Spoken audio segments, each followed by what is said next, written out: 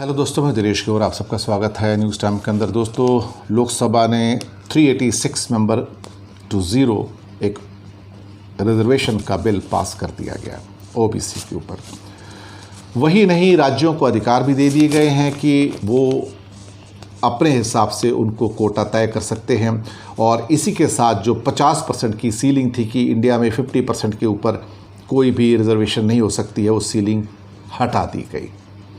Bharatiya Janata party अब कमंडल से मंडल की ओर पूरी तरह से जा चुकी है और अब हमें पहले ही लगता था कि ये एक ऐसा रास्ता है जहाँ से शायद वापस आने का कोई रास्ता नहीं है। यानी कि भारत अब देखा जाए तो जातीय जनगणना भी करेगा और एक दिन ऐसा आएगा, शायद 1-2 साल के अंदर अंदर ही, जहाँ पे करीब 80 से 90% सीट्स जो हैं वो कोटा सिस्टम के अंदर आ जाएंगी। और जनरल क्लास जिसके पास अभी शायद किसी जगह 35%, कहीं 40%, कहीं 50% सीटें होती थी, वो घट के शायद 15 से अब 20% रह जाएंगी, क्योंकि ये कहा जाता है कि उनकी आबादी किसी भी हालत में इंडिया में 20 से 25% से ज़्यादा नहीं है। इन हालातों के अंदर क्या मुसलमानों की जो आबादी 15% है भारत में, उनको किस में शामिल किया जाएगा, ये प्रश्न भी अब उठने शुरू हो गए हैं। क्या वो भी ओबीसी के अंदर आएंगे, या अगर ओबीसी में भी उनको नहीं रखा जाता है तो फिर उनका हिस्सेदारी क्या होगी कि 20% बचे हुए जो जनरल कोटा होगा उसके अंदर जो उनकी हिस्सेदारी होगी उसमें दिया जाएगा। ये कुछ सवाल उठकर आ रहे हैं। इन सवालों के ऊपर सोचने की ज़रूरत होगी।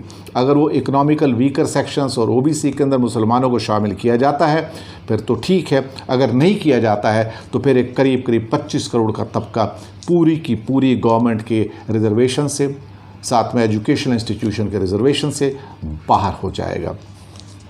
मुझे लगता है कि जो भी लोग हैं उन्होंने इस बारे में सोचा होगा, लेकिन फ़िलहाल ये जो कंडीशन निकल के आ रही है, इस कंडीशन के बाद मुझे लगता है कि शायद इंडिया से जो माइग्रेशन है स्टूडेंट्स का वो बढ़ जाएगा। ज़्यादा से ज़्यादा लोग, क्योंकि जब हिंदुस्तान में अपॉर्चुनिटी ही नहीं होंगी तो फिर ज़्यादा से ज़्यादा लोग हिंदुस्तान छोड़ कर ही जाएंगे। इसके साथ एक और चीज़ निकल के आएगी, क्या अब ये सारा का सारा रिजर्वेशन जो है वो प्राइवेट सेक्टर में भी लेकर आया जाएगा, क्योंकि अभी हरियाणा के अंदर जो हुआ था जहां लोकल्स को रिजर्वेशन देने की बात थी, उस कानून को हटाया नहीं गया।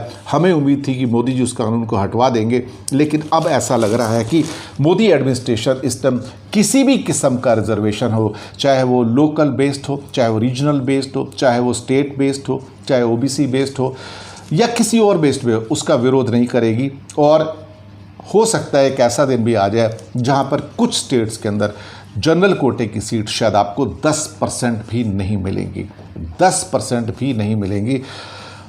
क्या होगा उसके बाद, क्योंकि एक बार को ये जिन है, ये बॉटल में से जब बाहर आया तो फिर ये अंदर नहीं जाएगा।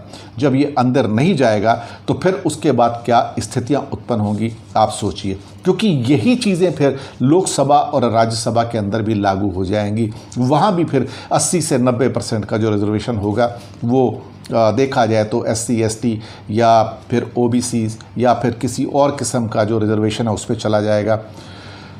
इसका मतलब ये हुआ कि वहाँ पर देखा जाए तो जो किसी भी कॉन्स्टिट्यूंसी में रहता हो कोई भी आम आदमी है, अगर वो चुनाव लड़ना चाहता है तो उसके पास लड़ने के लिए सीट ही नहीं होगी।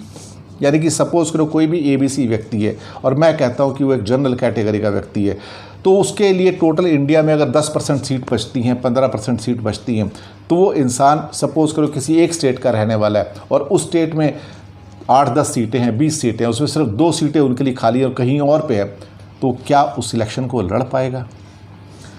एक पंडोरा बॉक्स तो खुल गया है अब।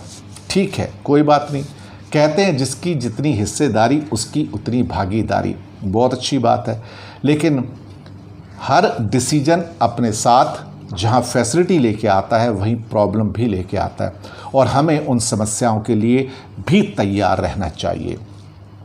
यहाँ पर ठीक है, अब 386 मेंबर्स ने होल हार्टेडली ओबीसी बिल को पास कर दिया है।